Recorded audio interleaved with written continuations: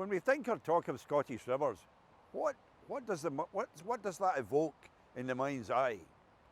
Tumbling glens and bens, straths, the rolling border hills, salmon fishermen dropping a lure or a fly into the clear waters of the Spey, or the tumbling waters of the Tweed or the Garry, or catching grayling on the upper reaches of the Clyde. That's what we immediately think of when we think of Scottish rivers. Majesty. That's what we think of. Behind me here, though, is the River Almond. This is a poorer cousin of its Perthshire namesake. Poorer in name, but not in substance. We're standing here at the foot of the Almond Valley on the banks of the River Almond in the new town of Livingston. And this river has a story to tell. Its ebbs and flows are equally as fascinating as that of its wealthier cousins. And we're going to take you on a journey, starting in the Iron Age, moving towards Roman occupation, then towards industrialisation, and the impact that industrialisation had on this river, which was negative. For this river became, because of that process, one of the most polluted rivers in Scotland.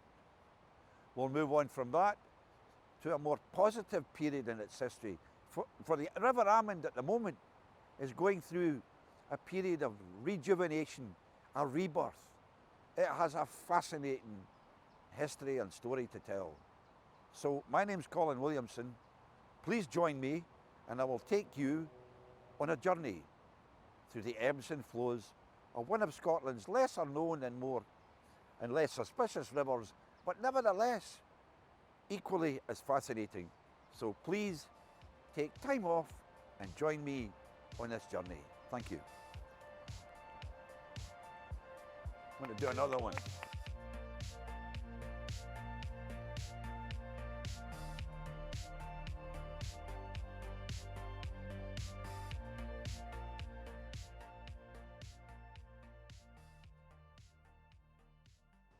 Our starting point would be the Celtic Iron Age, which, and they settled in this area 2,500 years ago.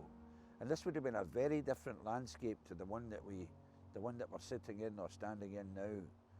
Much of Scotland at that time in history, our history, was covered in relic pines, Caledonian pine forests, which were dark and unforgiving and foreboding places to be. And not only was the landscape different, but the wildlife also differed too. We had Caledonian bears, which the Romans, when they came to occupy the country, took away to fight in the Colosseums of Rome across their Western and Eastern empires. We had wild boar, we had lynx, we had beaver, we had a plethora of animal species that we don't have now. So it would have been a very different environment to be sitting in 2,500 years ago. But the reason that we're sitting on the banks of the River Almond is because the settlers would have come here because water is a crucial life-giving source for animal and human alike. But not only that, the Iron Age Celts were prolific worshippers of water. They believed that water was a living entity that had spirits in it. And the Roman occupiers were often amazed and transfixed when they came across a pool or a bank or in a burn or a loch or a river, and they found it full of gold. And this is because the Iron Age Celts worshipped water. And this is where the whole belief in water kelpies or water horses or water ourists or water fairies comes from. That water was crucial not only as a life-giving source, but also in Celtic culture, folklore and religious belief. But if we look up, you'll see the canopy here of the trees.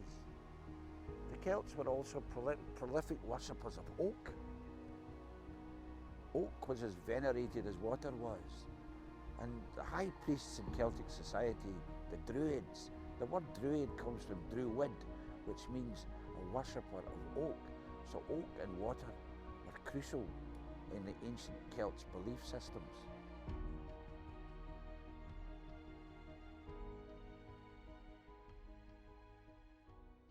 Well, here I am standing in front of the Mall in Craigshill in Livingston. Craigshill was the cradle of the new town. It was the first district to be built when Livingston had been legislated as a new town in 1962. But why new towns? Why build a new town? We have got 5 of them in Scotland, but why? What's the reason? Well, I'll explain that in a wee moment to you. Well, we have to get back in history because history's a process. We have to understand, in order to understand why we've arrived at the point where we are now, you have to understand the journey that brought us here. So we go back to the beginning of industrialisation, the Industrial Revolution, and then we move forward into the Victorian era, where heavy industry burgeoned in this country, and we moved from being an agrarian economy to an industrial economy. But with people moved into the towns to work in the cotton mills, to work in mines, to work in steelworks, heavy industry belching out odious sort of plumes of smoke, coal-fired power stations, everything was coal-fired, so it was dirty and pollution was rife. And here in Livingston, there was an ambitious Labour government after the war decided that it was going to rejuvenate the economy, the shattered economy, by turning central Scotland into an economic development area. And they nationalised steel, nationalised the car industries, nationalised mining, and in order to avoid high unemployment. And the new towns were part of that process. They decided to build Livingston New Town as an attempt to regenerate the socio-economic landscape of the country, give people housing and a better quality of life. But unfortunately, the increase in industrialisation actually caused problems because there were more pollutants, more people, more exhaust emissions, more agricultural fall off from pesticides, more industrial effluent poured into the River Almond. The River Almond became the most polluted river in Scotland. Indeed, when I was a boy and you went down there, the smell was rank, it was putrid. The effluent spills were 10 a penny. The river was in essence dying. It was being choked by effluent, by agricultural fall off, by increased exhaust emissions. It was on its last knees. But it takes a lot to beat Mother Nature, and it takes a lot to kill a river off totally, because the river now is undergoing a rejuvenation. SEPA, West Lothian Council, Edinburgh Council, the Forth Rivers Trust have all come together to put money into trying to rejuvenate the river, improve its water quality, build fish passes and channels to allow migratory species to get back up the river. Eels, salmon, sea trout, otters, kingfishers, herons have all returned to the river. Local people go out and they pick litter. As a man goes out and does an iron harvest and takes all the metal off the riverbed, people are working so hard to try to help the dear old River Almond breathe again. Its lungs are clearing and it's looking to the future. And to be quite honest with you, the future's looking bright for the River Almond. An increased awareness of the importance of the climate, an increase in the science behind understanding what pollutants can do, what's happening to the climate globally, an increase in science, and therefore an increase in the knowledge and understanding of why it's important to protect our rivers. So here we are at Spark and Craigshill. This is the cradle of this documentary. This is where this was born, the whole idea of the story of the River Almond.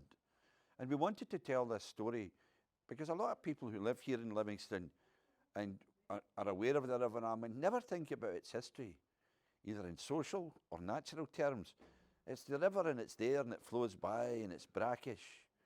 But they don't really stop to think about the river's contribution to human settlement and also to the natural environment that we live in. So we started this story in the Celtic Iron Age, 2,500 years ago. And then we moved to the medieval period. And we moved from there towards industrialisation, where the air became black with pollutants and smog. And the river struggled to breathe. And she fought so hard just to stay alive. And we moved from that period to the 1960s, where the new town of Livingston was born. And that contributed towards the increase in pollution as well. And we jump forward to 2024 to where the world is facing an existential climate crisis.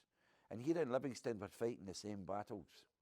And what we want to do is to increase awareness of the importance of the river to our lives and to the natural ecosystem. So basically what I'm asking you to do is, if you're a dog walker, a fisherman, or just somebody that walks the banks of the river, become a gatekeeper, become the eyes and ears of the river. If you see a pollutant spill, or if you see the birds struggling or the fish struggling to breathe, if you see anything that's unusual or concerns you, become gatekeepers, report it. And it's as small as that, but the contribution that you can make, if we get 10 eyes, then 20, then 40, then 100 eyes watching the river, you're making such a marvellous contribution towards protecting the old lady of Livingston or West Lothian, i.e. the river. Amen.